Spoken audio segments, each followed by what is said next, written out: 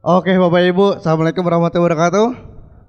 Perkenalkan nama saya Reza, saya dari Bandung Bapak Ibu. Tadi musik luar biasa sekali, itu impian saya dulu jadi rocker Bapak Ibu ya.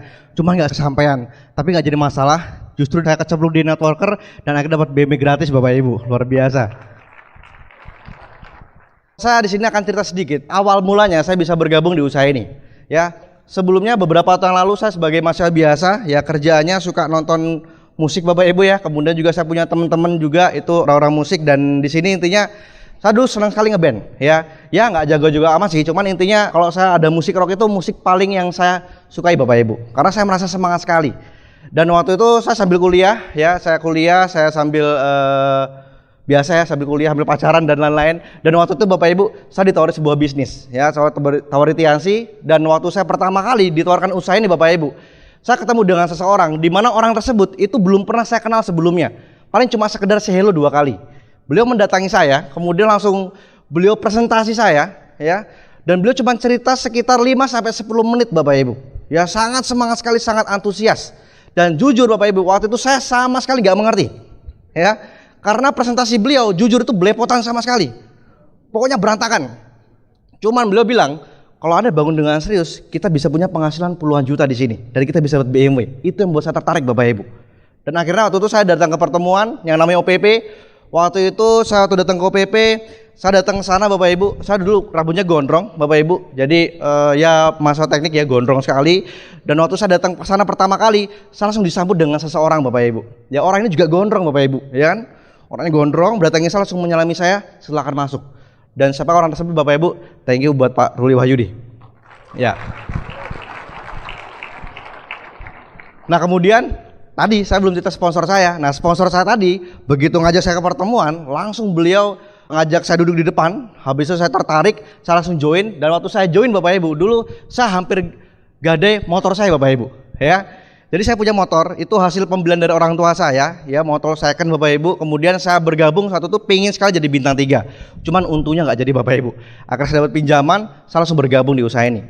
Nah singkat cerita, begitu saya bergabung saya jalankan dengan serius. 3 bulan pertama saya bintang 5. Setelah itu Bapak Ibu, saya kena namanya zona nyaman. Di kos saya itu ada sekitar 22 kamar. 22 kamar itu dimana orang-orangnya itu gila game semua Bapak Ibu. Anda bisa bayangkan.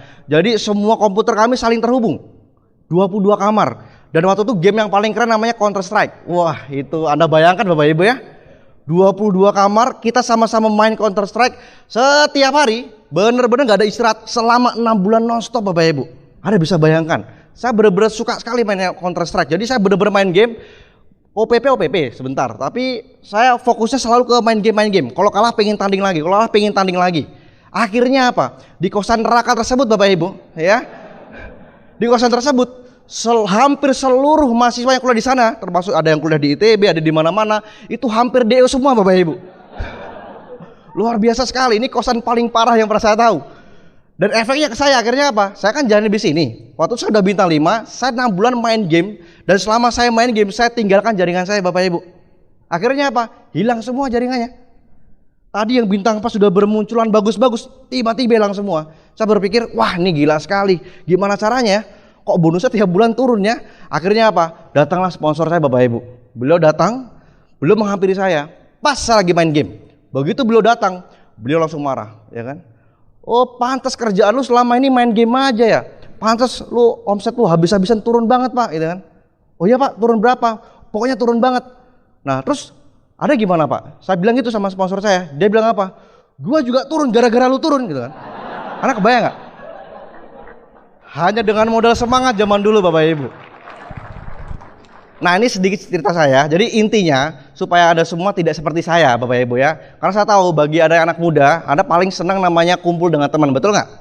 Ya, kemudian juga mungkin bagi Anda yang sudah berkeluarga, Anda paling nyaman dengan keluarga Bapak Ibu. Anda kumpul dengan anak Anda, kumpul dengan pasangan Anda. Kemudian juga yang paling penting, itu yang akan saya ceritakan, jangan terjebak zona nyaman. Apalagi bagi Anda yang baru membangun usaha ini. Kalau Anda sudah diamond nggak jadi masalah Bapak Ibu ya. Nah Bapak Ibu, pada kesempatan kali ini saya tidak akan mengajari Anda semua, karena di sini Anda punya leader dahsyat ya, luar biasa sekali. Anda bisa belajar banyak dari mereka Bapak Ibu ya. Karena saya pribadi pun kalau mereka berbicara di kota Bandung, saya benar-benar belajar banyak dari mereka.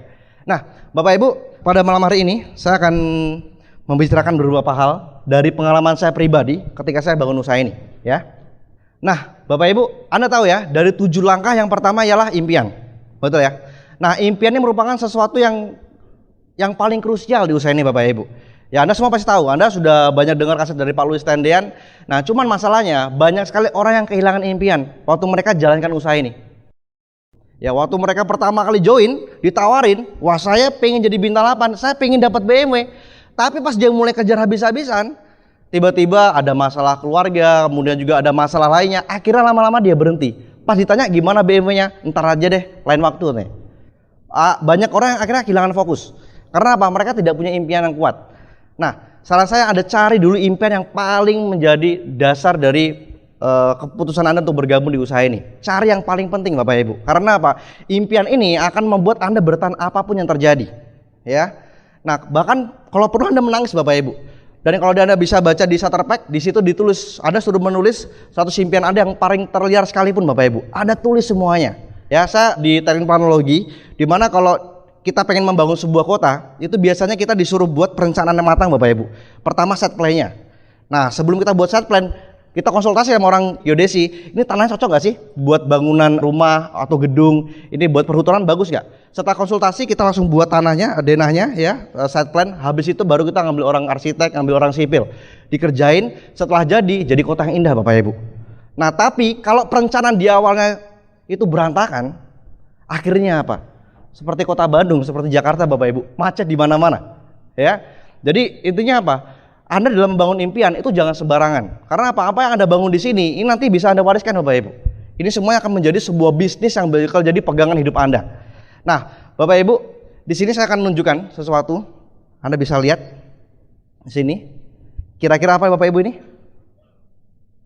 Ya, Bapak Ibu, ini salah satu impian terliar. Ada seorang ayah dari Inggris, beliau dari kecil bahkan punya impian yang luar biasa, pengen memberikan anaknya nama yang paling panjang sedunia.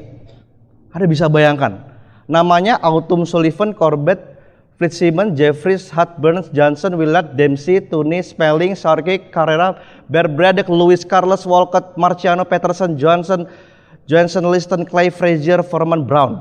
Anda bisa bayangkan, namanya sangat panjang sekali. Bahkan dia berani nulis ini, Bapak Ibu, itu dari sebelum dia menikah, bahkan dari kecil dia tulis semuanya itu di atas kamar tidurnya. Dan orang tuanya bilang, ini apa maksudnya? Saya pengen memberikan nama ini nanti buat anak saya. Sampai dia menikah, begitu anaknya lahir langsung dikasih nama ini, Bapak Ibu. Anda bisa bayangkan. Ya, nah ini salah satu impian. Saya benar-benar tertarik sekali, Bapak Ibu. Orang aja ada impian gila seperti ini masih mau dijalankan, Bapak Ibu ya. Ini luar biasa sekali loh. Ya, saya bisa melihat ini dari Wolverhampton ya, di Inggris.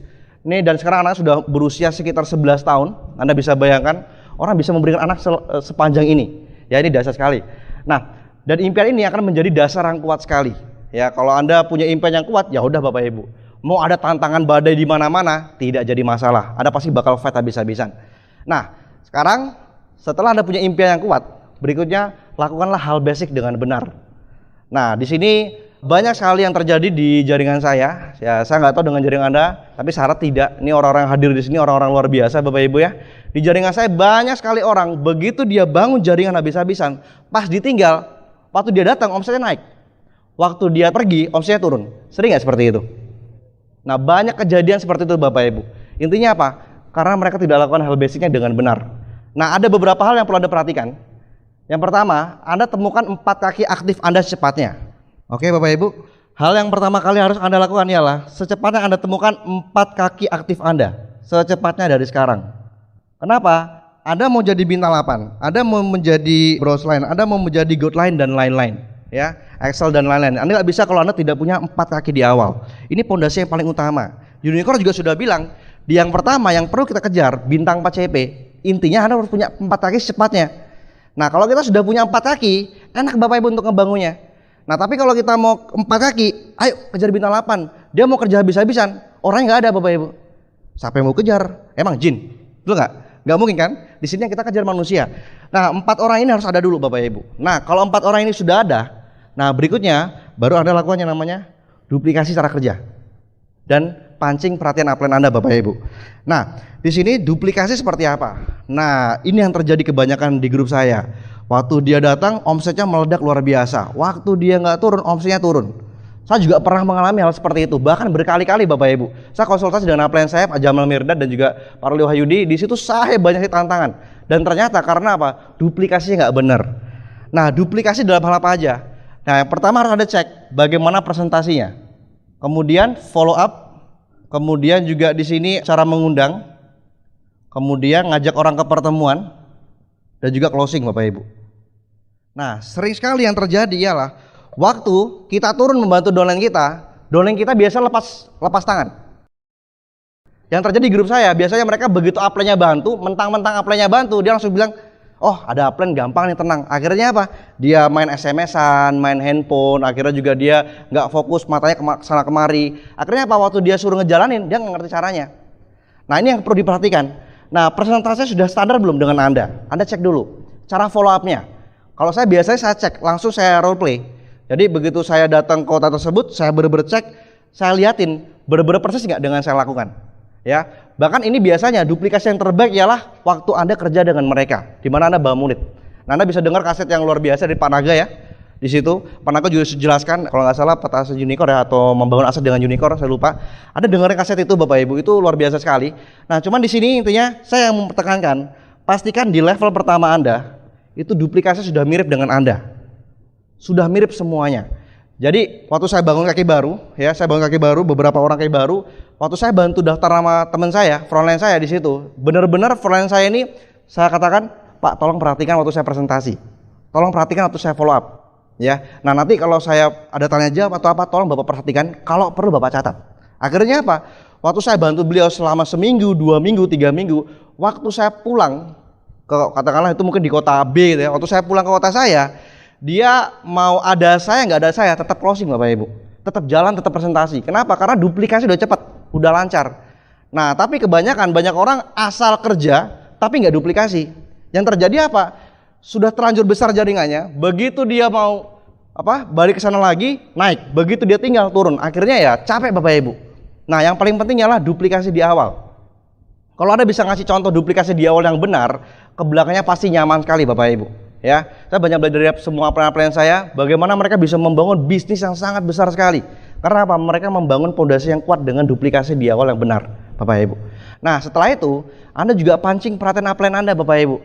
Jujur Bapak Ibu, dulu saya pengen sekali dibantu sama Pak Jamal, saya dulu pengen sekali dibantu sama Pak Ruli Wahyudi. Susah sekali Bapak Ibu, dari bintang 3, 4, 5, 6, saya nggak dibantu. Baru begitu mau ke bintang 7, waktu itu yang bantu saya Pak Ruli Bapak Ibu. Ya, saya dibantu oleh beliau sampai saya bintang 8. Anda bisa bayangkan. Kenapa? Karena waktu itu upline saya kakinya banyak sekali. Mereka punya grup besar di mana-mana. Namanya upline itu biasanya kan ya dicari ya sesuai dengan yang dia kejar titiknya.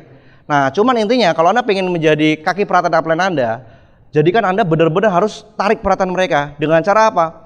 Cepat-cepat Anda melebar Bapak Ibu. Yang kedua, selain itu Anda cepat-cepat tunjukkan kepada mereka Anda punya bisnis yang besar, kemudian juga Anda punya leader-leadernya, dan juga yang penting Anda tunjukkan Anda bisa bawa banyak orang di pertemuan. Kalau Anda bisa punya banyak orang di pertemuan dan Anda punya omsetnya besar Bapak Ibu, biasanya upline Anda akan segera melihat Anda. Nah disitulah ketika Anda dibantu dengan upline Anda, manfaatkan sebaik-baiknya. Anda pelajari bagaimana cara kerjanya. Kalau sekarang saya dibantu sama upline saya Pak Ruli, Pak Jamal, Pak Rizkanata, Pak Erik Yong. Di situ saya biasanya saya bukan pengen dibantu, tapi saya pengen belajar bagaimana cara orang ini sekarang presentasi, bagaimana cara dia follow up. Justru pembelajaran terbaik waktu mereka membantu kita. Jadi manfaatkan semua upline-upline Anda Bapak Ibu. Ya, ini duplikasi yang benar. Nah kemudian selain Anda duplikasi ini Bapak Ibu, nah Anda bisa bayangkan. Oh ya, saya tadi lupa ya ngasih gambaran seperti ini. Nah ini contoh ya. Ini kan downline kita si A, dia sudah join. Nah waktu kita bantu prospeknya si A, waktu bantu presentasi si ini, pastikan dia ikut Bapak Ibu. Jadi pastikan dia dalam hal presentasi, follow up, mengundang, closing, dan ngajak orang pertemuan itu semua sudah sama persis seperti kita. Sudah mirip. Sehingga apa? Begitu ini join Bapak Ibu, di bawahnya dia sudah mulai mengerti. Tapi belum expert Bapak Ibu. Nah Anda perlu terjun beberapa kali Bapak Ibu, supaya memastikan dia benar-benar mengerti. Nah di sini dia belajar sudah mulai menggali ke dalam. Ya dia belajar bagaimana caranya untuk presentasi, bisa berkomunikasi dengan orang lain. Nah ini basic yang luar biasa. Ya, saya pribadi dulu untuk pertama kali mulai usaha ini Bapak Ibu, dulu belum ada unicorn. Jadi waktu saya presentasi asal hajar Bapak Ibu, jujur Bapak Ibu. Datang orang nggak peduli orang lagi siap apa enggak, yang penting datengin langsung tawarin tiasi Bapak Ibu. Akhirnya apa? Banyak nggak join. Ya waktu itu banyak sih tantangan yang saya hadapi. Nah, cuman intinya dengan cara seperti ini, makin dalam Anda kerjakan, makin luar biasa. Dan saya kalau dalam hal menggali ke dalam banyak belajar dari Pak Ruli Bapak Ibu. Beliau wah fondasinya kuat sekali. Nah, intinya apa? Inilah beberapa hal yang harus Anda lakukan, duplikasi. Nah, selain itu, selain duplikasi cara kerja, Anda juga perlu pembentukan leader Anda Bapak Ibu. Dengan cara ya kaset, kemudian juga netpi ya, kemudian juga termasuk buku-buku positif. Arahkan mereka semua membaca buku. Kalau mereka nggak baca buku Bapak Ibu, biasanya susah berkembang. Kalau impact jelek di panggung. Kemudian juga kalau mereka jalankan usaha ini itu banyak terjadi pertentangan ya antara upline dan downline saling bertentangan, entah upline dan downline saling nggak percaya dan lain-lain Bapak Ibu. Tapi kalau sering baca buku biasanya semuanya jalan dengan lancar. Nah kemudian selain itu, nah Anda juga perlu kuasai produk Bapak Ibu. Nah jujur, saya dulu waktu jalankan usaha ini, saya benar-benar nggak ngerti produk sama sekali. Bahkan waktu saya dipresentasiin usaha ini, saya nggak mikir produk Bapak Ibu. Waktu saya berpikir, yang penting saya ngejar bisnisnya. Saya pengen bintang 4, saya pengen bintang 5, saya pengen bintang 8. Saya nggak peduli produk. Akhirnya apa? Ketika saya ketemu konsumen, dia tanya, Pak, buat penyakit liver, penyakitnya apa? Saya nggak bisa ngomong Bapak Ibu. Saya nggak jelas ngomongnya, kemudian saya cara jawabnya itu istilahnya membuat dia ragu-ragu. Akhirnya nggak jadi join. Ya, nah paling tidak untuk menguasai produk Anda ya bisa belajar dari upline, kemudian juga di stokis biasanya banyak sekali buku-buku ya tentang berhubungan dengan produk. Nah Anda bisa pelajari banyak di sana Bapak Ibu. Nah buku-buku tersebut sangat bagus sekali dan produk bisa Anda jadikan sebagai alat bantu.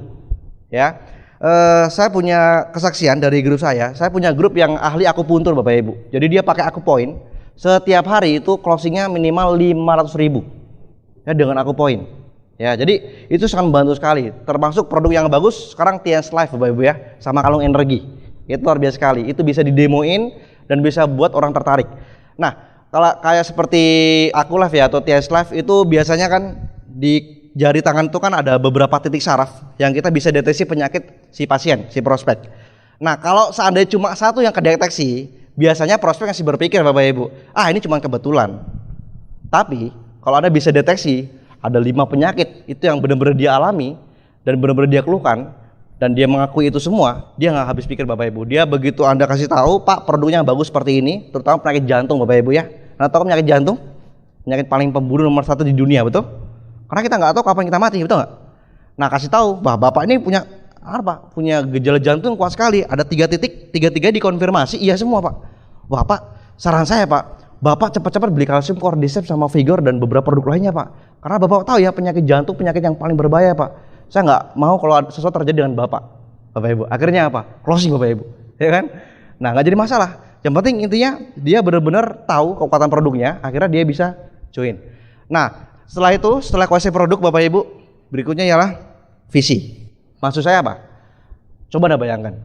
Anda sering lihat nggak Pak Luis Tendean datang sebuah kota? Beliau cuma ngisi visi seminar, ngisi IM, ngisi challenge meeting. Setelah beliau pulang cuma ngisi sejam 2 jam, omsetnya melipat luar biasa. Ngerti nggak? Kenapa?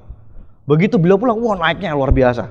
Ya, kemudian juga Panaga Sugara dan banyak sekali leader unicorn, mereka begitu membantu grup mereka, cuma terus sejam 2 jam. Tapi omsetnya bisa naik luar biasa dalam sebulan. Karena apa? Mereka punya visi Bapak Ibu. Kalau mereka punya visi, mereka bisa kasihkan visi sama grup, itu akan membuat grup kita tergerak habis-habisan. Cuman dasarnya Anda harus ketemu dulu 4 orangnya Bapak Ibu dan duplikasinya sudah jalan. Nah kalau Anda dapat visi dari Pak Luis sekalipun, kalau Anda sendirian Bapak Ibu, yang semangat cuma Anda, betul nggak?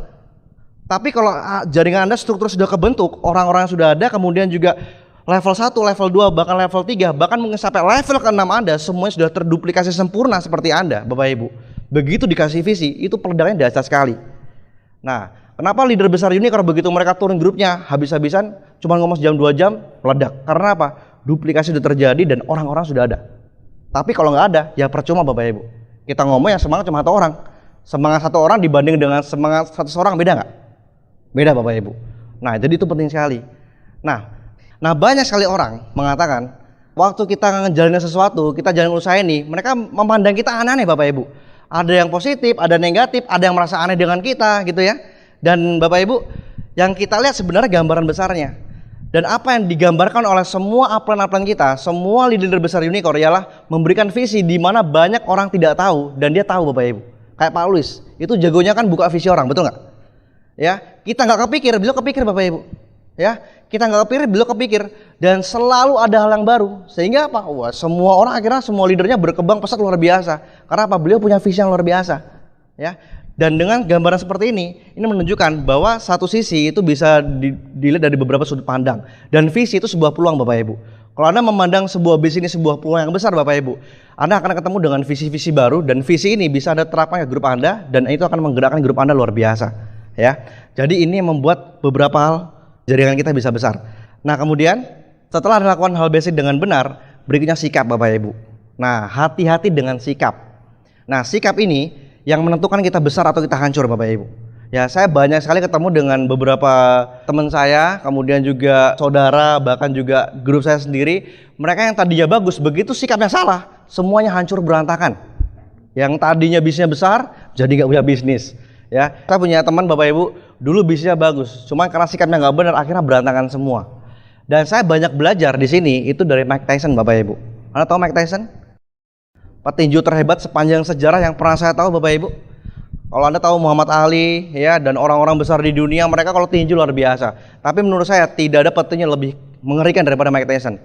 98 kemenangan beliau, 98% itu dengan pukulan KO Bapak Ibu. Jadi orang hancur di ronde ketiga, di ronde kelima, di ronde keenam, benar-benar babak belur sampai nggak bisa bernapas. Ya, beliau petinju yang paling muda, ya petinju terbesar sepanjang sejarah, paling muda, umur 20 tahun jadi juara dunia, mengalahkan petinju yang sebelumnya yang diagung-agungkan, dan bahkan beliau mengalahkan Muhammad Ali. Dan begitu beliau memenangkan, langsung dinobatkan sebagai petinju terbaik di dunia. Dan selama sekitar belasan tahun beliau ditakuti dan semuanya terjadi dengan luar biasa. Setiap yang beliau lawan itu hancur habis-habisan Bapak Ibu, nggak ada yang menang. Ya, dan selalu kurang-kurang sekitar 5 rondean itu hancur semua. Pokoknya nggak bisa napas dan dihajar bertubi-tubi Bapak Ibu. Dan orang mengatakan ini benar-benar leher beton. Ini orang yang paling mengerikan di dunia. Anda bisa bayangkan. Dan beliau hancur gara-gara sikap yang sepele Bapak Ibu. Yang pertama, beliau sering sekali itu main wanita Bapak Ibu. Ya, iya. Jadi Anda bayangkan beliau begitu menang tinju, dapat bayaran tinggi, langsung beliau habiskan selama seminggu hanya untuk main wanita.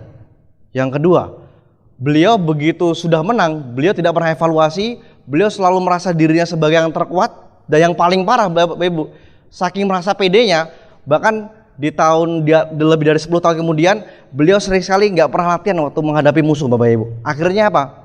Di saat beliau menghadapi beberapa musuh yang tangguh, beliau kalah, dan yang paling parah waktu kalah dengan Evander Holyfield. Yang kedua, beliau frustasi, dan akhirnya apa? Beliau gigit kupingnya Evander Holyfield sampai beliau sekarang didiskualifikasi, dan berikutnya setelah beliau tinju lagi tidak pernah menang. Dari dulunya orang yang paling kaya, orang atlet yang dibayar paling mahal, sekarang beliau benar-benar merasakan hidup di usia 40 tahun. Beliau mengatakan, hidup saya sekarang benar-benar bermakna ketika saya berusia 40 tahun. Kenapa? Beliau sekarang jatuh miskin Bapak Ibu. Bahkan beliau sekarang, beliau mau bertinju lagi, itu hanya untuk acara-acara amal. Dibayar murah Bapak Ibu, hanya untuk acara amal, hanya untuk hiburan anak-anak Bapak Ibu. Anda bisa bayangkan mantan petinju kelas berat, ya kan? Bertanding di ring-ring biasa hanya untuk menghibur anak-anak dengan bayaran yang murah. Hanya untuk apa? Hanya untuk bertahan hidup. Dan satu hal yang saya lihat di biografi Mike Tyson, di detik-detik akhir masa jaya beliau selalu mengatakan seperti ini. Saya merasakan saya sekarang sudah tidak butuh lagi untuk jadi juara. Saya hanya untuk bertanding, hanya untuk sekedar uang. Jadi dia bertanding hanya untuk ngejar uang. Setiap bertanding hanya untuk ngejar uang. Setiap bertanding hanya untuk ngejar uang. Akhirnya apa? Berantakan dan hancur habis-habisan. Ya, nah ini satu pembelajaran luar biasa. Termasuk juga masih banyak orang-orang besar di dunia yang ambruk ya gara-gara sikap. Dan saya juga punya contoh saudara Bapak Ibu, di mana saudara saya ini membangun sebuah perusahaan, itu modal besar sekali. Orang jago sih luar biasa, pintar, cuman tidak mau dengerin kata orang. Dan dia merasa dia paling hebat. Akhirnya apa? Baru 2-3 bulan jalan itu bangkrutnya puluhan miliar. Anda bisa bayangkan. Jadi intinya apa? Sikap ini menentukan segalanya. Mau Anda di bisnis di luaran, yang menentukan supaya kita berhasil, semuanya dari sikap kita. Nah, dan berikutnya Anda juga perhatikan penampilan Anda. Nah, waktu Anda presentasi, Anda cek, Anda rapi apa enggak sih? Itu, nggak perlu mahal-mahal di sini Bapak Ibu. Yang penting Anda benar-benar bisa memberikan penampilan terbaik. Ya, Anda tunjukin kepada grup Anda tunjukin ke prospek bahwa ini memang bisa besar. Ya minimal Anda pakai kemeja rapi, ya pakai sepatu pantofel, celana bahan. Ya nggak jadi masalah Bapak Ibu. Ya mau orang bilang sales kayak orang bilang apa nggak jadi masalah, peduli amat Bapak Ibu. Yang penting BM, betul nggak? Ya Anda kejar, pokoknya yang penting Anda tunjukin. Karena apa? Dengan Anda menunjukkan Bapak Ibu itu akan membuat banyak sekali orang respect dengan Anda. Terutama bagi Anda membangun bis ini, karena ini bis integritas, banyak sekali nanti grup Anda bakal respect dengan Anda. Ya kemudian dan juga berikan contoh yang baik. Contoh dalam sikap Bapak Ibu, kemudian juga ada perbuatan Anda, dan Anda benar-benar tunjukin kepada mereka semua bahwa apa yang mereka lakukan itu semuanya tulus. Ya saya banyak belajar dari upline saya, dimana upline saya kalau membantu grupnya itu benar-benar tulus sekali Bapak Ibu. Benar-benar dia merasa kaki saya, downline saya itu seperti kakinya sendiri. Jadi benar-benar dibantu, dipantau habis-habisan sampai benar-benar berkembang semua. Ya, dan di situ memberikan pelajaran luar biasa. Karena apa? Contoh itu merupakan pembelajaran terbaik. Sehingga apa? Kalau kita dikasih contoh terbaik dan kita ngasih contoh terbaik, semuanya akan berjalan dengan sesuai dengan yang kita inginkan. Nah, ini menariknya. Dan lakukan segala dengan konsisten. Nah, saya tahu banyak di antara Anda mungkin yang mengerti mengenai hal ini. Nah, cuman masalahnya banyak orang yang tidak mau melakukannya Bapak Ibu. Ya, banyak orang merasa kalau masalah itu sih gue udah ngerti. Betul nggak? Kalau masalah ini, kalau masalah sikap, kalau masalah impian dan lain-lain saya sudah ngerti. Cuman masalahnya Anda lakukan apa enggak? Ya. Sekali lagi Bapak Ibu, bukan seberapa banyak Anda tahu, tapi seberapa banyak yang Anda lakukan yang Anda tahu. Sudah belum Anda lakukan ini? Nah, ini yang kadang-kadang hal simpel seperti ini yang bisa membuat besar apa tidaknya bisa Anda Bapak Ibu. Nah, dan di sini Bapak Ibu, sikap ini sangat banyak sekali Bapak Ibu. Ada beberapa hal yang perlu konsisten Anda kerjakan, ya. Dan ini berhubungan dengan sikap. Nah, yang pertama pertahankan keyakinan Anda Bapak Ibu. Nah, Bapak Ibu, bis ini merupakan keyakinan. Ya, Anda sukses di sini atau tidak itu tergantung dari keyakinan Anda. Anda benar-benar yakin nggak sih bis ini bisa memberikan terbaik buat Anda? Anda benar-benar yakin nggak sih kalau bis ini bisa memberikan jaminan bagi anak dan cucu Anda Bapak Ibu? Kalau Anda yakin dari awal, saya percaya Anda pasti jadi. Tapi kalau ada sedikit aja mengatakan Anda ragu, Anda nggak berhasil Bapak Ibu. Ya. Nah, untuk mempertahankan keyakinan Anda perlu tahu bahwa bis ini itu didukung oleh Robert Kiyosaki, Donald Trump, Paul J. Pilzer, Brian Tracy, Zig Ziglar, Philip Kotler, Herman Kertajaya. Banyak sekali orang-orang besar di dunia yang mendukung bis ini Bapak Ibu. Nah, pertanyaan saya, kira-kira Robert Kiyosaki orang pintar atau orang goblok Bapak Ibu? Pintar ya? Donald Trump orang pintar atau orang bodoh? Orang pintar. Herman Kertajaya orang pintar atau orang bodoh? Ya. Paul J. Pilzer, mereka orang-orang hebat Bapak Ibu. Mereka dari segi intelektual, dari segi ekonomi mereka juga sudah kaya. Mereka sudah pintar Bapak Ibu, mereka jago sekali. Tapi saya heran, kenapa di luar sana saya punya teman, tetangga, motor aja masih kredit Bapak Ibu ya. Ya, kemudian juga pokoknya semua serba susah. Waktu saya tawarin usaha ini, mereka bilang apa? Ah, ini bisnis gak masuk akal. Betul gak? Ini bisnis gak real. Ini bisnis yang pokoknya, pokoknya banyak omong doang. Gak akan berhasil, yang berhasil sedikit. Banyak orang mengatakan seperti itu. Karena apa? Banyak di antara mereka tidak tahu bahwa ini merupakan bisnis yang besar. Nah, kira-kira dengan kenyataan terjadi, banyak orang-orang besar di dunia yang mendukung usaha ini, dan di luar sana banyak juga yang negatif dengan usaha ini. Semuanya tergantung dari Anda Bapak Ibu. Anda mau percaya apa enggak? Ya kan? Nah, cuma pertanyaan saya, kira-kira kalau Anda percaya dengan mereka atau percaya dengan tetangga Anda, yang bodoh siapa Bapak Ibu? Siapa? Anda sudah tahu ini, banyak orang besar mendukung usaha ini, tapi di luar sana tetangga Anda, bahkan saudara Anda sekalipun itu ngejek Anda. Bahkan Anda percaya dengan tetangga Anda. Yang bodoh siapa? Kita sendiri Bapak Ibu. Jangan sampai terjadi seperti itu, ya. Dan kemudian, nah ini merupakan tren sebuah bisnis yang masa depannya itu sangat luar biasa. Ya, saya banyak cerita mengenai Aqua Bapak Ibu. Di mana Aqua dulu pertama kali masuk ke Indonesia, banyak nggak orang mencibir Aqua? Banyak ya. Orang bilang apa? Wah, ini air lebih mahal daripada harga bensin. Betul? Dan orang mengatakan kayaknya kalau kita berbisnis Aqua nggak akan jalan. Ya, si pemilik Aqua dia tidak menyerah. Dia dengan beberapa distributor dia percaya, dia mencoba habis-habisan untuk kembangkan Aqua di seluruh Indonesia. Walaupun banyak orang menentang. Ya, tapi akhirnya apa? Beberapa tahun kemudian, 5 tahun kemudian, 10 tahun kemudian, 15 tahun kemudian, apa yang terjadi? Semua orang butuh Aqua Bapak Ibu. Bahkan merek apapun orang bilang apa? Aqua. Anda bisa bayangkan. Nah, sama dengan kita Bapak Ibu. Justru ketika banyak orang negatif dengan usaha ini, saat ini Bapak Ibu, banyak orang di luar sana tidak mengerti usaha ini. Saran saya, ini merupakan sebuah peluang yang besar sekali. Mereka tidak tahu gambaran besarnya. Nah, ini merupakan peluang bagi kita semua. Anda jalankan dengan serius Bapak Ibu. Karena Anda tahu bahwa bisnisnya bakal jadi tren yang besar sekali. Nanti 5 tahun kemudian, 10 tahun kemudian, 15 tahun kemudian akan tiba saatnya orang-orang akan mencari kita untuk kita sponsori, dan itu akan menjadi tren yang luar biasa Bapak Ibu. Ya, Anda mulai dari sekarang. Setiap tahun TIAC selalu melakukan inovasi yang baru Bapak Ibu. Selalu ada inovasi baru yang membuat kita semangat. Saya masih ingat sekali waktu itu. Itu zaman-zamannya apa ya? Asuransi belum selesai tiba-tiba muncul pulsa. Itu belum selesai muncul pupuk. Belum selesai muncul oli. Belum selesai capek-capek muncul plan B. Besoknya apa lagi? Wah, saya nggak ngerti Bapak Ibu. Anak kebayang. Mr. Lee itu benar-benar memberikan terbaik buat kita. Kita tinggal pakai, kita tinggal maksimalkan, kita tinggal jalankan Bapak Ibu. Nah, jadi sangat sayang sekali hari ini banyak sekali orang di luar sana, bahkan yang sudah join di TIAC akhirnya berhenti di tempat. Mereka yang berhenti di tempat itu akan menyesal 5-10 tahun kemudian Bapak Ibu. Karena apa? Mereka tidak akan mengerti 10 tahun kemudian Anda jalankan usaha ini itu akan jauh lebih mudah dibandingkan sekarang. Anda bisa bayangkan.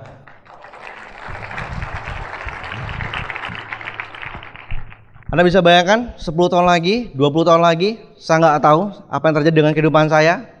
Pak Luis Tendian, Pak Ruli, dan juga ini ada Pak Tim, kemudian juga masih banyak leader di depan semuanya, Pak Robert. Mereka semua pasti punya penghasilan luar biasa Bapak Ibu. Anda kebayang, suatu saat semuanya bakal jadi omset. Semuanya yang berhubungan dengan kehidupan sehari-hari, bisa jadi nanti mungkin elektronik, kemudian juga tiket pesawat, apapun kita beli kendaraan bermotor, semuanya bakal masuk omset Bapak Ibu. Kalau itu terjadi, Anda jalankan usaha ini nggak perlu capek-capek. Anda tinggal ngajak orang join 85.000, buka kartu member, mereka beli itu pakai kartu selamanya, itu akan menjadi omset luar biasa bagi Anda semua. Dan itu saya nggak kebayang. Begitu 10 tahun lagi terjadi, wah itu ngeri sekali.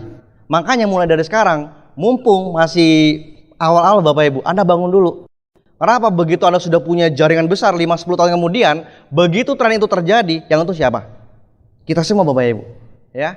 Tapi jangan sampai menunggu, nanti aja deh, saya nunggu gampangnya. Nunggu 10 tahun kemudian, semuanya bakal berjalan. Wah, telat Bapak Ibu. Kalau Anda jalan cuma 1 orang nggak ada gunanya. Tapi kalau Anda jalan dan Anda sudah punya grup yang besar, efeknya besar sekali. Ya, jadi ini tren yang luar biasa. Jadi Anda bisa tangkap ini peluang yang bagus. Jadi pastikan jangan pernah berhenti Bapak Ibu. Nah, kemudian tadi marketing plan B, dan kemudian jadilah bukti secepatnya Bapak Ibu. Nah, saya banyak belajar dari upline saya. Kalau kita pengen berhasil di usaha ini, tunjukkan bukti-buktinya. Ya, kalau Anda bintang 6, ya bintang 7 udah bisa beli motor, udah bisa beli mobil Bapak Ibu, ya. Bintang 8 ke atas, berusaha Anda bisa beli rumah, dan Anda benar-benar tunjukin Bapak Ibu. Kenapa? Karena prospek di luar sana, mereka semua memperhatikan kita Bapak Ibu. Betul nggak? Ya, saya mau tanya, siapa di antara Anda, selama Anda jalankan usaha ini, Anda sering diajak sama keluarga Anda, bahkan teman-teman Anda? Hampir semuanya, berarti Anda orang aktif Bapak Ibu. Aplaus buat Anda. Anda bisa bayangkan, banyak sekali negatif dengan kita.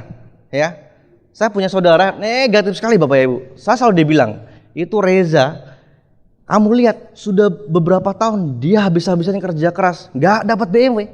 Waktu belum dapat Bapak Ibu, semua keluarga ngomongin saya. Ya, kalau Lebaran mana BMW-nya? Sering nggak digituin? Paling kesel Bapak Ibu ya. Kemudian juga teman-teman, ya teman kampus, pokoknya teman main dan lainnya, semuanya selalu ngajak kita Bapak Ibu. Tapi kalau Anda sudah bukti Bapak Ibu, Anda bintang 7 minimal beli mobil, Anda tunjukin sama mereka Bapak Ibu, mereka pasti bakal diem. Ya, saya masih ingat waktu saya bintang 7 saya beli mobil baru waktu itu, dan waktu itu Bapak Ibu, teman-teman kampus saya itu selalu ngajak saya. Mereka bilang seperti ini, udahlah friend, ngapain sih bisa kayak gini? Ini tuh bisa nggak masuk akal. Saya sudah pelajari, sok pintar Bapak Ibu, betul nggak? Udah goblok sok pintar, betul kan? Ya kan? Kesel banget ya, lihat wajahnya, aduh pokoknya sok cool ya gitu kan? Kan gemes banget, betul nggak? Kalau kita nggak baca buku berpikir besar, mungkin sudah kita tinju, betul nggak? Saking keselnya Bapak Ibu. Jadi mereka bilang, udahlah, saran saya, kamu hati-hati dengan bis seperti itu. Wis, gila. Akhirnya apa? Beliau bilang, udahlah, gini aja lah. Kamu tuh nggak usah ngomong banyak sama saya. Nanti kalau kamu udah berhasil, ya kan, kamu baru datengin saya. Banyak nggak seperti itu? Banyak Bapak Ibu. Saya dulu sering digituin. Sama teman-teman saya, teman kos saya terdekat, bahkan sahabat terdekat saya sendiri curiga sama saya Bapak Ibu. Wah, gue curiga sama lu nih. Yang kan lu nggak jadi bisa MLM, jangan-jangan mau nipu gua nih. Akhirnya Bapak Ibu, waktu saya bintang 7, saya bisa beli mobil, saya samperin Bapak Ibu semua teman-teman saya yang negatif. Ya, untuk sementara daftar hitam pertama keluar Bapak Ibu. Ya, iya, saya langsung datang dengan mobil saya saya langsung datengin mereka. Kemudian setelah itu saya langsung ngobrol-ngobrol, saya ajak naik mobil saya. Wah, ini mobil lu ya? Iya betul. Akhirnya Bapak Ibu, tadinya teman saya yang banyak negatif, tiba-tiba banyak sok baik dengan saya. Ya, akhirnya apa? Teman saya ada proyek, ya, proyeknya kebetulan dia nggak punya dana. Dia bilang, bro, ini ada proyek bagus nih. Nah, dan pemerintah, cuman gua nggak ada duit nih. Tapi saya punya konsepnya nih. Gimana kalau modalnya, gua konsepnya, gua yang ngejalanin. Nanti kalau untungnya gede, kita bagi dua. Nah, saya ingat kan, waktu wajah dia menghina saya dulu Bapak Ibu. Saya ingat sekali Bapak Ibu. Rekam jelas di pikiran saya. Jadi saya sambil baca buku, proposal dia, sambil saya perhatikan. Oh, sok berpikir Bapak Ibu. Weh. Biar nyebelin bagi dia, sudah berpikir sok panjang, saya katakan dengan beliau. Proposal bagus, bisnisnya keren. Tapi gini aja bro, kalau lu udah berhasil, lu baru aja gua. Gitu kan.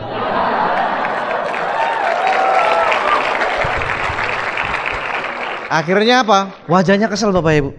Ah, itu belum seberapa Bapak Ibu. Nah, kemarin saya diumumin ya, pokoknya bulan Agustus itu bulan luar biasa Bapak Ibu ya. Pertama saya dapat anak, ya kan? Kedua saya juga dapat rezeki BMW, saya bisa ngajak dolen saya. Wah, pokoknya luar biasa Bapak Ibu. Itu bulan yang penuh luar biasa. Waktu itu saya saking yakinnya Bapak Ibu, ini jujur ya. Seminggu bahkan sebulan sebelum pengumuman resmi di Jakarta tanggal 1 Agustus tuh ya. Itu saya sudah SMS ke semua teman-teman saya dan semua keluarga saya Bapak Ibu. Terima kasih atas dukungan teman-teman, saya sudah ber-BMW. Anda bisa bayangkan. Padahal belum terjadi Bapak Ibu. Jujur, saking yakinnya saya. Saya bilang sama plan saya, Pak Jamal, gue udah SMS sama teman saudara. Lu gila lu katanya kan. Nanti kalau nggak dapet gimana? Gak mungkin Pak, pasti dapat lah gitu kan. Wah, lu jangan main api gitu kan. Gak jadi masalah, saya sebar semuanya. Sudah banyak ucapan selamat Bapak Ibu. Ya kan? Tapi belum ada kabar resmi kan?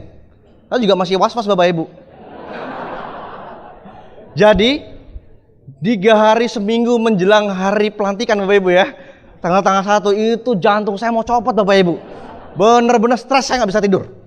Saya tanya Pak Ruli, Pak gimana? Ya kalau grup gua ada sekian, lu pasti dapat. Ya gila, Pak Ruli nggak bisa jawab. Saya tanya Pak Rizky. Upline saya juga tanya sponsor saya Pak Jamal, gimana Pak? Gak ngerti gua Pak, semuanya buta gitu kan. Wah.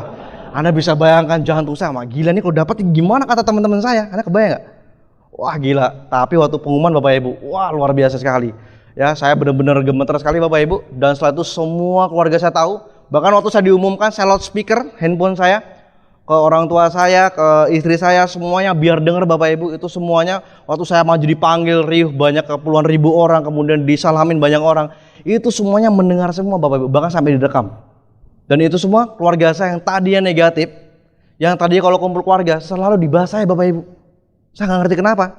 Jujur, saya dulu bukan orang pintar. Saya bukan orang biasa. Saya dari kecil, keluarga saya itu keluarga akademis Bapak Ibu. Jadi kalau setiap kumpul keluarga, itu saya punya om yang paling concern dengan pendidikan. Jadi siapapun yang ranking 1 sampai ranking 5, itu dapat duit dari om saya Bapak Ibu. Yang wah sepupu saya itu rata-rata ranking 1, ranking 2, ranking 3. Dapat 100.000, zaman SD, zaman SMP dapat 100.000, wah gila. Semuanya panen setiap liburan. Saya nggak pernah Bapak Ibu.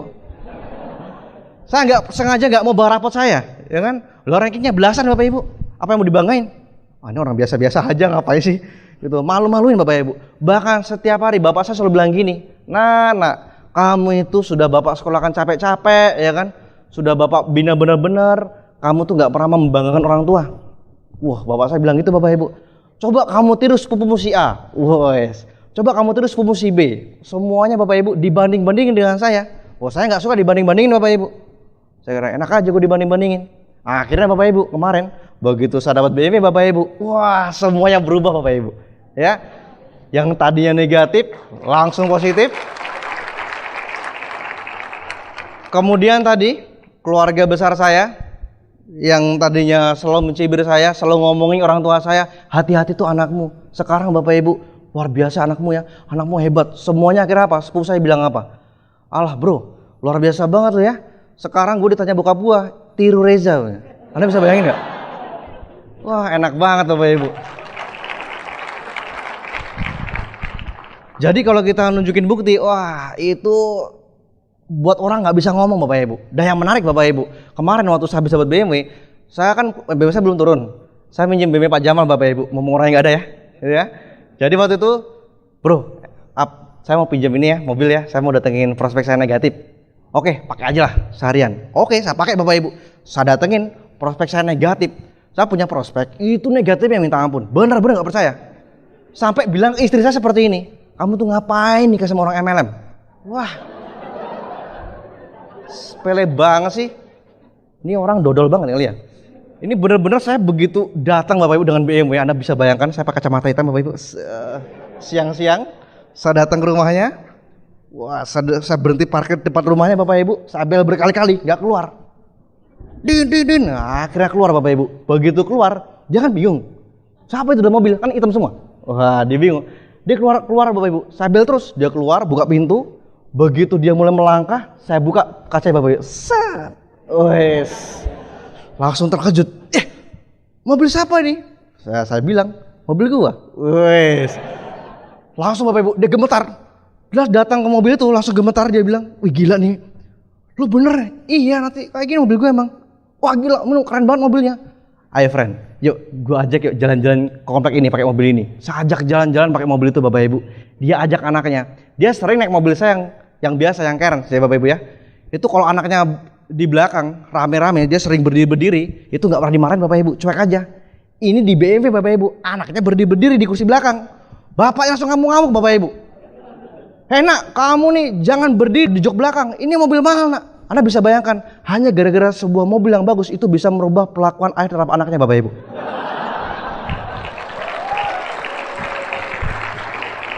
Luar biasa. Akhirnya apa? Habis langsung positif, langsung bahas daftar nama. Begitu bahas daftar nama, belum Bapak Ibu. Yang melamun, "Lu kenapa?" "Gila, gue pusing banget. Gimana kalau mobil ini gue bawa ke ke rumah orang tua gue ya?" Anda kebayang gak? Langsung dia terngiang-ngiang Bapak Ibu. Anda bisa bayangkan. Jadi Anda tunjukin buktinya secepatnya. Karena apa? Begitu Anda tunjukin bukti, apapun, ya Anda beli mobil, Anda beli rumah, itu membuat prospek Anda diam semua Bapak Ibu. Keluarga Anda mencibir Anda diam semua. Nah, kemudian selain menjadi bukti, nah ini bisa diwariskan. Nah, ini yang menarik Bapak Ibu, bisa diwariskan ini. Nah, ini beda dengan konvensional. Di konvensional, kita bisa diwariskan memang, tapi kadang-kadang harus sesuai dengan kemauan orang anak kita. Contoh nih, saya punya perusahaan kontraktor besar, konsultan. Dan disitu saya butuh orang yang ahli dalam manajemen perencanaan. Dan waktu saya sudah tua, tiba-tiba saya serahkan sama anak saya. "Nak, bapak sudah capek. Ini bapak mau serahkan sama kamu. Kamu tolong handle ya." Kalau anak saya nggak mau, gimana Bapak Ibu? Kita cari orang lain, betul? Kalau kita cari orang lain, sedangkan kita udah tua, mau ngelepas perusahaan, eman ya kira-kira? Wah, sayang banget nih, nanti kalau dipegang orang lain, nanti dana diputar dong sama dia. Betul nggak? Biasa terjadi was-was Bapak Ibu. Tapi kalau di bis ini, menariknya nggak seperti itu. Kalau di bis ini, enaknya apa? Jadi begitu kita wariskan, contoh nih, saya nanti waris sama anak saya. "Nak, kamu mau papa wariskan diamond papa buat kamu?" Papa udah nggak sanggup. Contoh Bapak Ibu ya. Dan anak saya bilang, "Nggak mau." Kebetulan anak saya pengen jadi pemain bola Bapak Ibu. Ya kebetulan nama anak saya Kakak Bapak Ibu ya. Ya jadi di situ, "Pak, saya pengen jadi pemain bola." Nah, walaupun dia nggak mau Bapak Ibu, tapi tetap saya warisin sama dia. Apa yang dia urus? Gak ada kan? Orang ini bukan perusahaan, dia urus manusia. Enak gak kira-kira? Jadi sangat aman sekali Bapak Ibu. Jadi diwariskan di sini jauh lebih aman dibanding di luar sana. Makanya kenapa saya sangat serius bangun usaha ini, ya. Nah, ini pertahankan yang ingin Anda. Nah, kalau Anda tahu ini Bapak Ibu, Anda pasti sangat serius sekali. Nah, kemudian berikutnya Anda perlu sikap mau belajar. Nah, kepada siapa saja, termasuk upline Anda, bahkan mereka lebih muda sekalipun, tetap Anda perlu belajar dengan mereka Bapak Ibu. Kenapa? Kalau Anda punya membuka diri Anda untuk belajar dengan para pengundang Anda, dengan upline Anda, itu membuat Anda berkembang, ya. Nah, kunci sukses di sini ialah 100% Anda percaya sama upline Anda dan unicorn. Anda percaya, ya. Saya pernah mengalami tadi yang saya bilang, saya 6 bulan saya benar-benar off, saya main game. Itu karena apa? Saya nggak percaya dengan upline saya Bapak Ibu waktu itu. Jadi begitu bintang 5, merasa bisa bintang 5 dengan sendirian, merasa besar, akhirnya udahlah, santai aja. Saya nggak butuh bantuan upline saya. Akhirnya apa yang terjadi? 6 bulan kemudian hancur Bapak Ibu, ya. Jadi ini nggak bagus. Jadi intinya Anda harus percaya apapun terjadi. Kemudian, nah pastikan Anda jadi teachable. Karena apa? Kalau Anda orangnya mau belajar Bapak Ibu, upline Anda akan nyaman kerjasama dengan Anda, ya. Contoh, Anda sendiri, Anda punya downline, Anda ajak kerjasama Bapak Ibu, Anda ajak bisnis, suruh baca buku nggak pernah mau, suruh presentasi nggak pernah mau, suruh ngajak pertemuan nggak pernah mau. Kira-kira kesel nggak? Kesel ya? Nah, coba bayangkan kalau itu dengan diri Anda. Upline Anda bilang seperti itu, Anda nggak pernah ngikutin. Kesel nggak upline Anda? Ya, nah, hati-hati Bapak Ibu. Kalau sampai berkali-kali Anda diingetin nggak pernah mau, yang terjadi upline Anda punya jaringan banyak. Dia akan pindah ke yang lain. Masih mending dipegang bawah Anda. Tapi kalau dia sampai pindah ke yang lain, itu musibah besar Bapak Ibu. Ya, lebih parah daripada gempa bumi. Betul? Iya. Jadi jangan sampai terjadi. Intinya Anda mau belajar. Nah, kemudian milikilah goal setting. Ya, goal setting ini saya juga banyak belajar dari Pak Rizky Bapak Ibu. Dia kalau bicara selalu goal dan beliau ini luar biasa sekali. Dia selalu ngasih perencanaan di awal, ya. Kamu harus seperti ini, kejar omset sekian, kamu kejar habis-habisan, dan itu biasanya banyak tercapai Bapak Ibu. Karena apa? Dengan Anda punya goal, Anda punya sasaran yang jelas. Ya, Anda tahu arah Anda mau kemana. Tapi kalau Anda nggak pernah punya goal Bapak Ibu, Anda jalankan bis ini, ya mungkin Anda tahu yang saya bilang, penting sekali goal. Tapi banyak yang terjadi di grup saya, orang itu sudah lupa dengan goal. Yang penting jalan, yang penting presentasi, yang penting pertemuan. Tapi dia nggak punya goal. Akhirnya apa? Dia jalan seperti nggak ada arahan. Akhirnya ya omsetnya segitu-gitu aja, bisnis segitu-gitu aja, naik peringkat lama sekali Bapak Ibu. Nah, jadi goal set ini penting dan ada beberapa hal yang perlu dilihat. Nah, untuk Anda belajar goal setting, kita sama-sama belajar dari negara Jepang Bapak Ibu. Anda tahu negara Jepang ya? Dibom sama Hiroshima dan Nagasaki, itu dibom sama Amerika, itu hancur semua. Negara yang waktu itu ekonominya luar biasa, ekonominya mapan, negara yang besar sekali, yang kuat militernya, bisa menjajah beberapa negara di dunia Bapak Ibu. Itu dibom 2 kota dan semuanya hancur lebur, sampai Jepang menjadi negara yang tidak punya harapan Bapak Ibu. Semuanya serba sedih. Ekonomi hancur, semua pabrik tutup, pokoknya benar-benar tidak punya masa depan. Dan waktu itu semua pemuka agama, pemimpin adat, dan semua pemimpin pemuda dan tokoh Jepang semuanya berkumpul. Mereka komitmen negara Jepang harus menjadi negara yang makmur. Akhirnya mereka meeting tahun 1950, setelah 5 tahun kemudian mereka meeting 10 tahun kemudian mereka harus menjadi industri tekstil nomor 1 di dunia waktu itu. Akhirnya apa? Mereka mencoba Bapak habis-habisan, ternyata nggak, sampai 10 tahun kemudian mereka menjadi negara penghasil tekstil nomor 1 di dunia. Belum selesai sampai di situ Bapak Ibu, mereka meeting lagi. Nah, mereka punya goal yang jelas. Ya, wah goal kita tercapai nih, bahkan belum sampai target. Akhirnya mereka ngejar lagi, mereka buat goal berikutnya, negara kita harus menjadi penghasil biji besi nomor 1 di dunia, penghasil baja. Padahal jelas-jelas dia nggak punya biji besi. Impor banyak-banyak, dia olah sendiri, akhirnya negara dia bisa produksi sendiri, akhirnya diekspor kembali Bapak Ibu. Dan nggak sampai 10 tahun kemudian, negara Jepang menjadi negara penghasil industri baja yang nomor 1 di dunia waktu itu. Nah, habis itu mereka nggak berhenti, mereka meeting lagi. 10 tahun kemudian pokoknya harus menjadi produsen mobil nomor 1 di dunia. Akhirnya tercapai. Meeting lagi, mereka bilang 10 tahun kemudian menjadi elektronik nomor 1 di dunia. Akhirnya di tahun 90-an awal, negara Jepang dinobatkan sebagai negara nomor 1 industri perkembangan di dunia Bapak Ibu. Anda bisa bayangkan. Yang tadinya nggak punya harapan, tiba-tiba berubah dalam waktu sekitar 40 tahun. Gara-gara apa? Karena mereka punya goal yang jelas. Nah, sama di bis ini. Nah, kita bisa belajar Bapak Ibu. Ya, kita ingin berhasil, kita ingin merangkak, kita tentu punya goal. Ya, kita punya harapan-harapan yang perlu kita kejar. Nah, di sini Anda perlu kerjasama dengan upline Anda. Anda juga bisa konsultasikan dengan upline Anda, apa aja goal Anda. Cuman intinya Anda buat goal jangka pendek, jangan jangka panjang. Dan kalau Anda sudah punya goal yang jelas Bapak Ibu, Anda naik peringkat, Anda bisa punya bis yang besar, itu bakal jadi cerita yang luar biasa bagi grup Anda. Nah, maka saya banyak terinspirasi dari leader besar Unicorn. Mereka bilang, saya punya goal yang besar, akhir tercapai. Saya punya goal ini tercapai, saya punya goal ini tercapai. Karena apa? Mereka buat goal, tapi mereka juga buat perencanaannya. Nah, ini yang membuat banyak orang berhasil Bapak Ibu. Nah, kemudian, berikutnya, milikah mental seorang pemenang? Nah, ini Bapak Ibu. Ini hal yang krusial, karena gini, banyak sekali yang terjadi di grup saya, tadinya semangat, tiba-tiba patah harang. Saya bingung Bapak Ibu. Waktu pertama kali jalan usaha ini, waktu sedang serius-seriusnya, waktu lagi besar-besarnya bisnisnya, pengembangan dirinya jalan, selalu berpikir positif, betul? Semua selalu motivasi orang, dia bisa kerja keras habis-habisan, semua yang negatif dihajar habis-habisan Bapak Ibu. Dia selalu pokoknya menjadi terdepan Bapak Ibu, yang terbaik. Tapi tiba-tiba begitu ada masalah besar, ya entah masalah keluarga, entah masalah dengan pasangannya atau apapun itu, tiba-tiba semuanya hilang dalam waktu sekejap Bapak Ibu. Banyak nggak seperti itu? Banyak Bapak Ibu. Ya, nah itu karena apa? Dia selain tidak punya impian yang kuat, dia juga tidak punya mental pemenang Bapak Ibu. Percuma kita di bisnis ini nggak punya kerja luar biasa, tapi kalau nggak punya mental yang kuat, kita nggak akan bisa jadi orang luar biasa.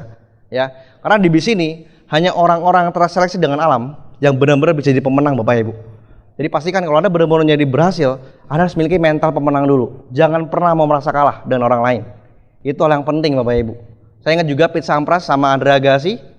Itu dulu Andre Agassi petenis yang paling susah dikalahkan, betul? Di dunia. Dia selalu menang di turnamen apapun. Tapi akhirnya apa? Begitu beliau melawan Pete Sampras, tiba-tiba dikalahkan. Seluruh dunia terkejut. Kenapa? Karena apa?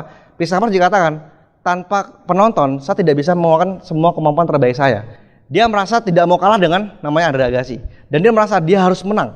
Apapun yang terjadi, semua orang, semua keluarga sudah melihat saya sudah berjuang sampai final. Saya tidak mau kalah dengan Andre Agassi.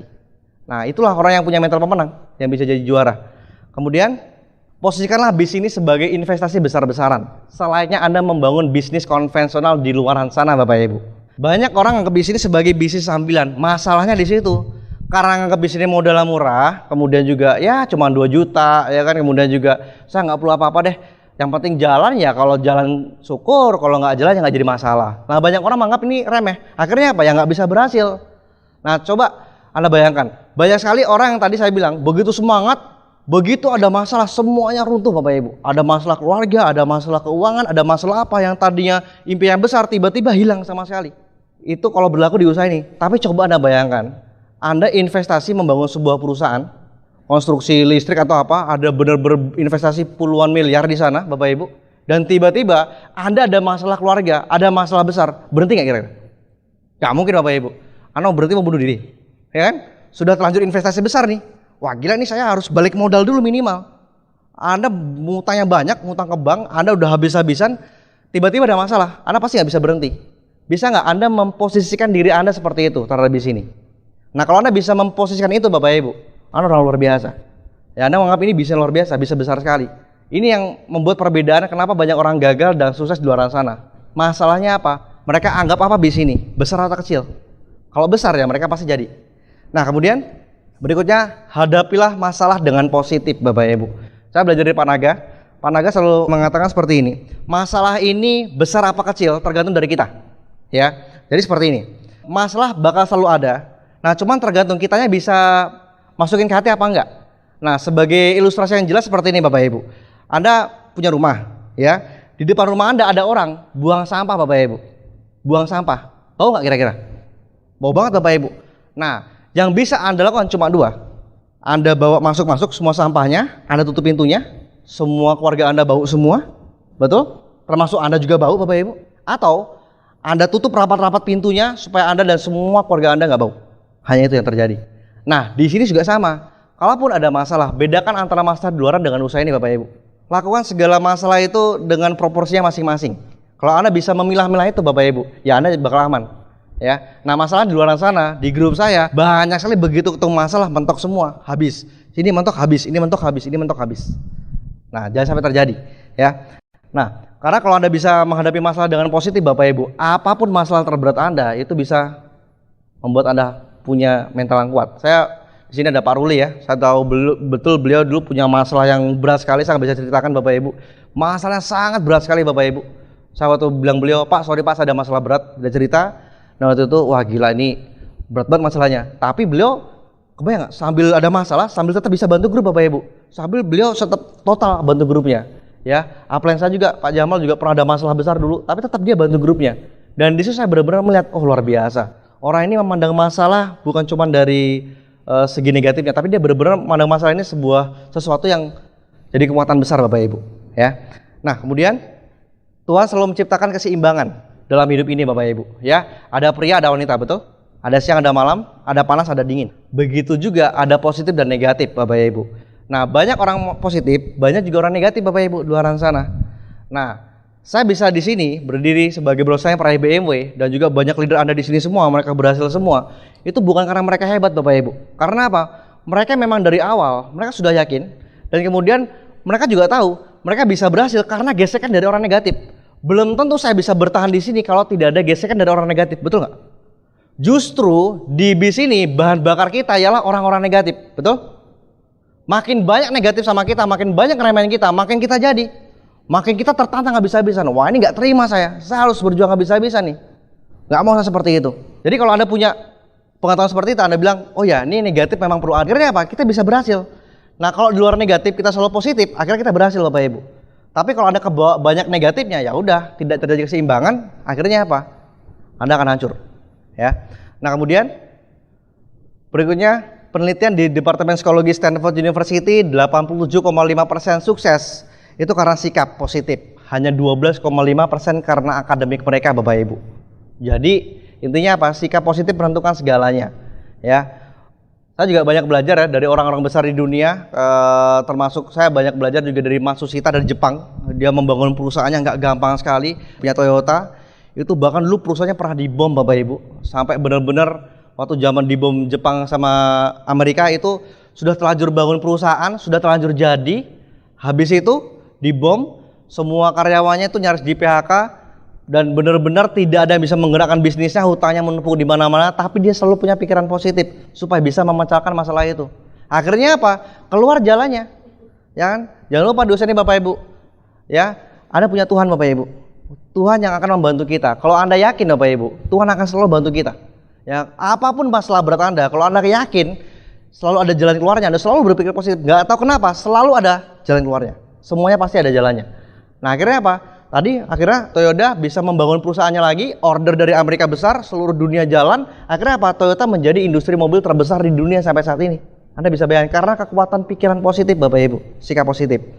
Nah kemudian jadikanlah kelemahan Anda sebagai kekuatan. Nah banyak orang mengatakan, wah saya nggak bisa ngomong nih, betul nggak? Saya nggak jago ngelobi orang. Ya saya juga sama Bapak Ibu seperti itu. Background saya bukan entertainment, ya, bukan entertainer saya. Saya teknik perencanaan kota. Kerjanya yang ngurus-ngurus komputer ya, survei-survei lapangan, nggak berhubungan dengan orang Bapak Ibu. Tapi di bis ini menurut kita untuk benar-benar bisa menjadi orang luar biasa. Nah, saya dulu anggap ini sebagai kelemahan. Tapi waktu itu saya anggap, wah ini memang kelemahan saya. Tapi kalau orang mau berhasil di luar sana, mereka mau berubah. Nah, kalau sepanjang kita mau berubah, semuanya akan terjadi dengan gampang. Nah, saya belajar juga dari Mike Tyson Bapak Ibu. Ya, sekali lagi kita bicara Mike Tyson Bapak Ibu. Mike Tyson Anda tahu? Kenapa dia selalu menang 98%-nya dengan kemenangan kau? Anda mungkin nggak tahu. Anda mungkin berpikir, wah ini karena Mike Tyson hebat, luar biasa. Tapi coba Anda bayangkan, ternyata Mike Tyson waktu kecil, dia punya masalah dengan paru-parunya. Jadi, dia tidak bisa berolahraga dalam waktu yang cukup lama. Anda bisa kebayang? Kenapa Mike Tyson selalu meninju orang sampai gugur, sampai minimal ronde ke-6, paling jelek. Di atas 6 ronde, biasanya kalah. Kenapa? Kelemahan beliau. Tapi beliau tutupi itu dengan dia habis-habisan di 3, 5 ronde pertama, 6 ronde pertama untuk hajar musuhnya. Makanya dia petinju paling mengerikan di dunia Bapak Ibu. Nah bisa nggak kita menjadikan kelemahan kita sebagai kekuatan luar biasa? Nah saya nggak tahu kelemahan masing-masing dari kita pasti punya kelemahan. Cuman kalau Anda yakin semuanya bisa tertutupi Bapak Ibu ya. Kemudian selain itu, nah positiflah terhadap kegagalan Bapak Ibu. Ya banyak orang-orang besar di sana juga bisa besar, ya Pak Luis, ya di sini ada Pak Tim, kemudian juga ada banyak leader semua, mereka juga bisa besar karena mereka punya tantangan besar Bapak Ibu. Semakin banyak tantangannya, semakin memudahkan mereka untuk sukses. Nah di sini kayak Michael Jordan. Michael Jordan itu pebasket terbaik sepanjang masa. Kenapa beliau hebat? Karena beliau setiap latihan, bahkan 5.000 kali, itu memasukkan bola ke jari lawan, itu selalu gagal Bapak Ibu. Bahkan dia pernah 23 kali memasukkan bola di saat menentukan di final, beliau pun gagal. Dan beliau berkontribusi lebih dari 400 kali atas timnya waktu itu Chicago Bulls untuk kalah. Tapi sekarang orang bilang apa? Dia pemain terbaik, pemain basket terbaik sepanjang masa. Kenapa? Semua kegagalan itu dia anggap itu positif.